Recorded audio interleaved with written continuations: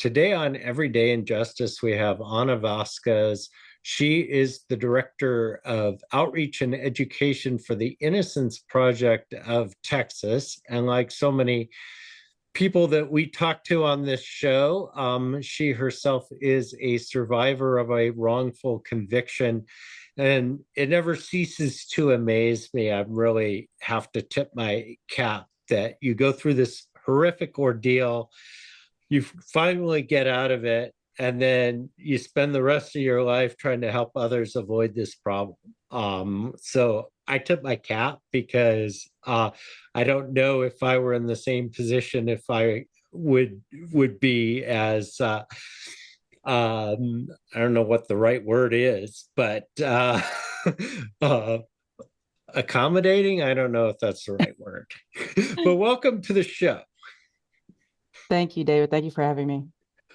Um, so it sounds like you have a pretty interesting story about how you came to be wrongly convicted.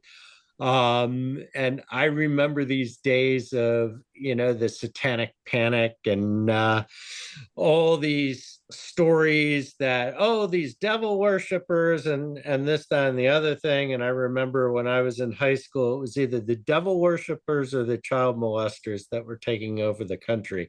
And it seems like there's a fair number of wrongful conviction cases that came out of these kind of monstrosities.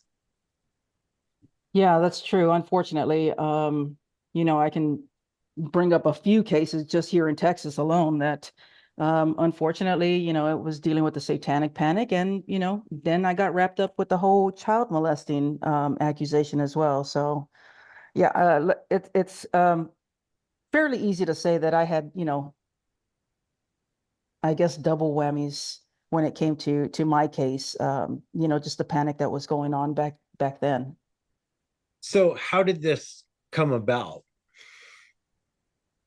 There's to speak about 24 years of my life in 30, 45 minutes is kind of hard to do.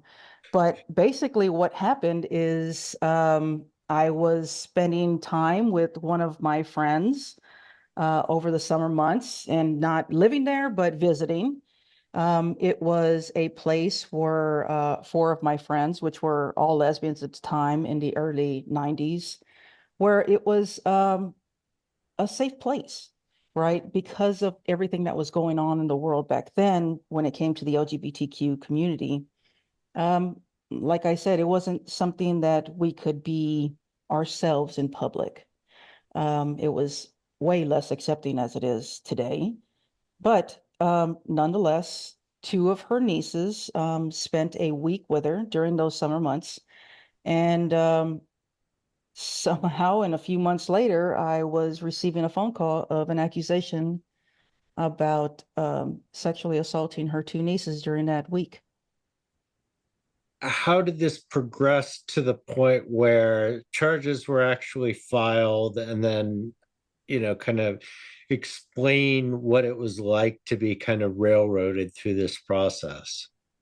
Well, I think the timing had to do a lot with it, just the time um, with the satanic panic, with the, um, child molestation going on, dealing with the LGBTQ community, and all that wrapped up to say that, there was the accusations alone could be detrimental to somebody's life. But I think what fueled the investigation was the fact that the pediatrician who examined the alleged victims stated in her notes that this could possibly be satanic related, and that she had mentioned that there was signs of sexual trauma. Now, it didn't matter that we weren't there 24/7 as they said we were. It didn't matter that we had time records to prove that we were never all there um, during these incidents to where this could happen. It didn't matter. I think that when it comes to children, it becomes a very sensitive topic. And, I think that's ultimately what all played a part in the conviction of us. It sounds like a lot of this case was about flawed forensic testimony. And of course, we know from a lot of work from the Innocence Project that junk science plays a huge role in wrongful convictions. Can you talk about how it impacts your case and then maybe the broader implications of it? Right. Well, that's a great question because what they had suggested was signs of sexual trauma by the pediatrician. She had, this was something that your pediatricians all around the country believed that if there was a female who had non-sexual contact ever, that the anatomy of, the alleged victim should be pristine because it's never, they've never had any kind of sexual abuse, sexual anything. Years later, they found that it was just a belief. It was never even something that was concrete evidence.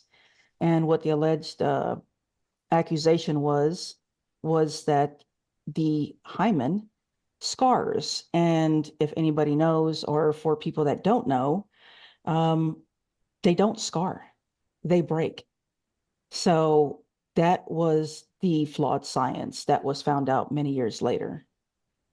And we see this over and over again, right? Like Mm, the shaken baby syndrome cases, which are still going on, yes. which really baffles my mind. I mean, we're covering one locally where the guy is accused of shaken baby, and even one of the judges said, I don't know why you guys are prosecuting this. You guys are going to end up in the Innocence Project files because the science is so flawed, and yet, like, people don't understand that. They think, oh, okay, this stuff is science, so therefore it's been double blind tested and the whole works, and that's not how most of this works. No, no, absolutely not, unfortunately. And we have to remember that science is constantly changing.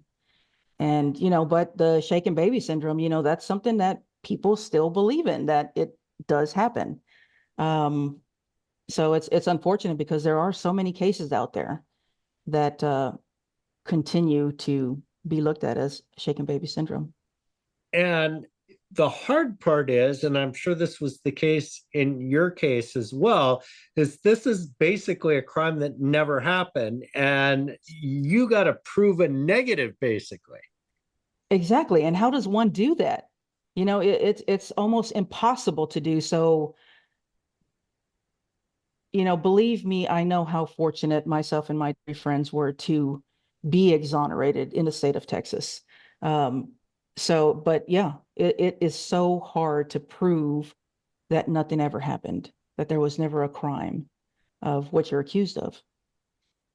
Yeah, one of the things I always say, reflecting on what you just said, is that, you know, you're incredibly unlucky to get into this situation and then incredibly lucky to get out of it. Mm, hmm. Absolutely. It's almost like getting struck by lightning twice.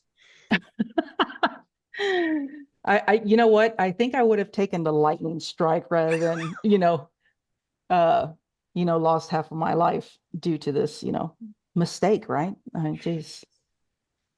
Um, but David, I do want to, point out that I do have a documentary that really goes into my case, and it can explain it 10 times better than I can in this short amount of time. And it's called Southwest of Salem.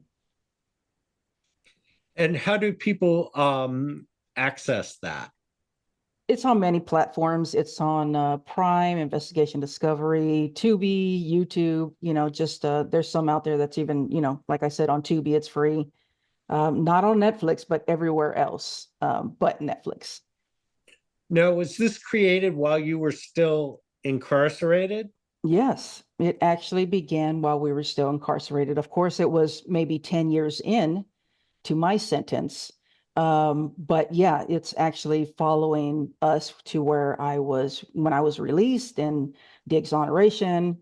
So yeah, it is real time. filming, which is really, it doesn't happen often when you hear about these documentaries that are coming out. Right.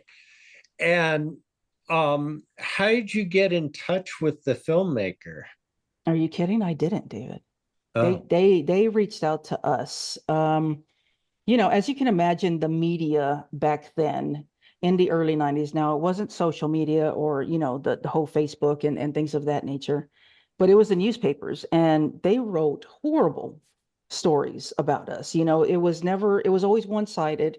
It was always the side of the prosecution and what the alleged accusation was.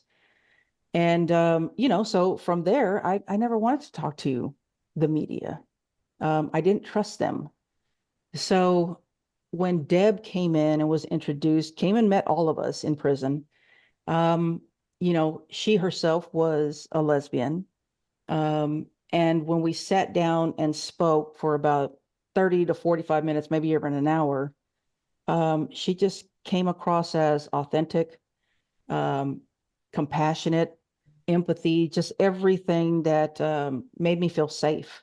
And I trusted her, and I'm glad I did because, it's, in my opinion, the best documentary, and it actually helped to prove our innocence and garner a lot of attention.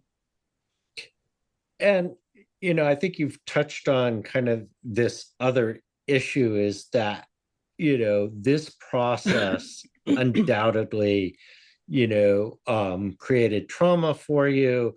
It, it sounds like it made you distrustful of the criminal legal system, which I would actually agree with. But you know, it's hard to get help under those conditions because, as you described, there's a trust factor that's just been demolished. What was it like trying to rebuild that trust and be able to, get your story out there? It's a combination of things. I think the what I felt with that first conversation with Deb um, made me trust it. And then, I was in prison for over a decade. I was basically thinking, what the hell else do I have to lose? Um, and I just did it. There was no help coming in. We had just gotten basically like an introduction letter for the Innocence Project of Texas, and that wasn't still I will take your case. It was we're going through the process to see if there's anything that we can do. So it was basically, this is a way to tell my story. And at this particular time, I was at my lowest point. 10 years in, I had another 5 to do because I knew that I wouldn't seek parole. Because when you're trying to get parole, you have to basically admit to, the charges. And that was something that I would not bend on at all. What was it like being in the prison in Texas, and how are you treated as a member of the LGBTQ community? It's kind of funny that you asked that, David, and I really don't know how else to say this, but I don't know if you've ever heard this term, gay for the stay. Well, it's Yeah. absolutely true. Um, yeah, so being a part of the LGBTQ community was easy. It was very accepting in there. And, being in Texas, during that time, remember, it was a time where there wasn't social media. So I was able to get away with not telling my entire charge, my conviction, which was aggravated sexual assault.